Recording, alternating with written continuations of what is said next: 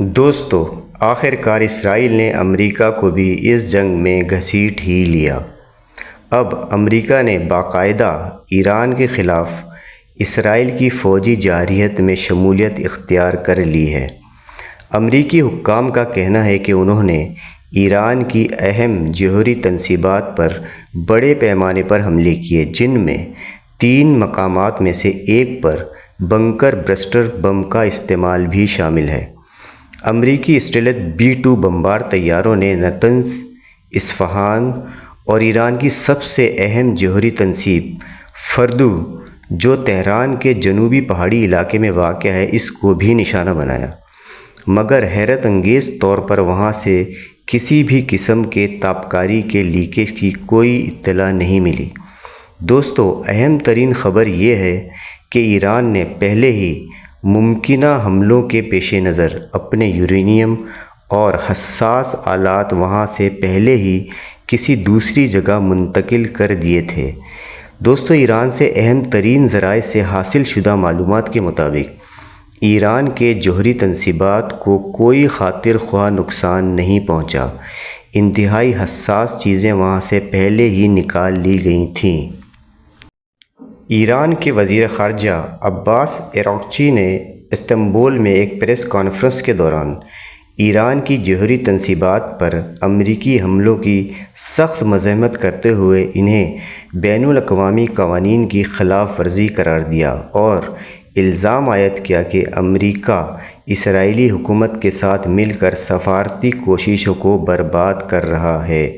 انہوں نے اقوام متحدہ کے چارٹر کا حوالہ دیتے ہوئے خبردار کیا کہ یہ حملے عالمی عدم پھیلاؤ کی کوششوں کو شدید نقصان پہنچا سکتے ہیں، اور اقوام متحدہ کی سلامتی کونسل سے فوری کارروائی کا مطالبہ بھی کیا۔ ایرانی وزیر خارجہ نے امریکہ کو اسرائیلی مفادات کے تحفظ کے لیے امریکی امن کی وعدہ خلافی کا مرتکب قرار دیا۔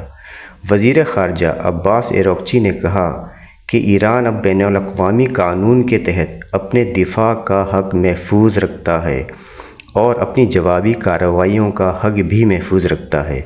انہوں نے مزید کہا کہ طاقت کا جواب طاقت سے ہی دیا جائے گا۔ انہوں نے کہا کہ وہ روسی صدر ولادیمیر پوٹن سے ملنے روس جا رہے ہیں۔ ایران کے سپریم لیڈر آیت اللہ خامنئی نے امریکہ کی دھمکیوں کی سخت مذمت کی اور اس عزم کا اظہار کیا کہ وہ صدر ڈونلڈ ٹرمپ کے دباؤ میں نہیں آئیں گے۔ ایران ہتھیار نہیں ڈالے گا اور اپنے جوہری پروگرام سے کبھی بھی دستبردار نہیں ہوگا۔ دوستو، ایران کے پاسداران انقلاب نے اپنے ایک حالیہ بیان میں کہا کہ مکمل جاسوسی اور نگرانی کے بعد ہم نے امریکی جارحیت میں شامل طیاروں کے اڈوں کی شناخت کر لی ہے۔ امریکی فوجی اڈوں کی کثرت انہیں خطرے میں ڈال رہی ہے اور حملہ آوروں کو ہمارے حملوں اور پچھتانے والے جوابی کارروائی کے لیے تیار رہنا چاہیے۔ دوستو، مڈل ایسٹ میں اب قائم امریکی فوجی اڈے جو سمندر یا زمین پر موجود ہیں، ان کو اب سنگین خطرات کا سامنا ہے اور کسی بھی حالات کا سامنا کرنا پڑ سکتا ہے، کیونکہ یمن نے بھی اب سمندر میں موجود امریکی بحریہ پر حملوں کا باقاعدہ آغاز کرنے کا فیصلہ کر لیا ہے۔ دوستو، تازہ ترین خبر یہ ہے کہ ایران نے انبائے ہرمز کو بند کرنے کے احکامات جاری کر دیے ہیں، جس کا اثر پوری دنیا پر پڑنے والا ہے۔ دوستو، تیل اور گیس کی سپلائی کا زیادہ تر حصہ مڈل ایسٹ سے پوری دنیا کو یہیں سے پہنچتا ہے، جو اب بند ہو جائے گا۔